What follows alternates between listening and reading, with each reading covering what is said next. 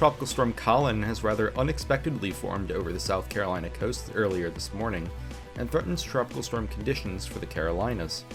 As of the 11 a.m. advisory, Colin is located at approximately 33.7 degrees north, 79.0 degrees west, and has maximum winds of 40 miles per hour, a quite high minimum pressure of 1,012 millibars, and is moving northeast at a heading of 40 degrees at 7 miles per hour.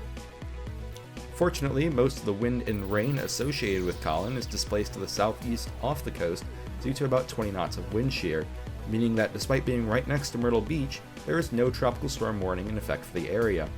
Where there is a tropical storm warning is from the areas of north of Little River, South Carolina, to Duck, North Carolina, as well as the Pamlico Sound.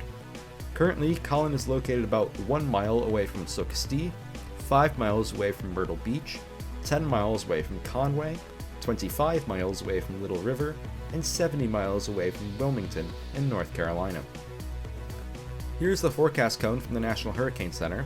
Colin is forecast to do what most storms do in this region, which is move northeast through North Carolina, and then exit the coast around tomorrow afternoon before being absorbed by an incoming cold front. This cold front should cause Colin's circulation to become increasingly elongated over time. Talking about sea surface temperatures may be somewhat pointless, as Colin is currently inland, but they are favorable off the Carolina coastlines regardless, around 27 degrees Celsius. Not really much there for when Colin exits the coast, should it still be intact. As you can see, most of the tropical storm force winds should remain off the coast for now, but could go further inland over southeastern North Carolina, provided Colin doesn't lean towards the southern side of its forecast cone.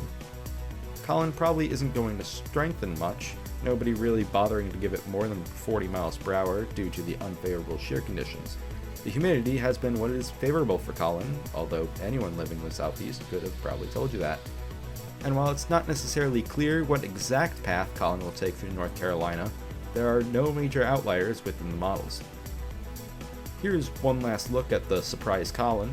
It may be difficult to believe looking at the visible imagery, but we can assure you that Colin Center is currently inland over northeastern South Carolina.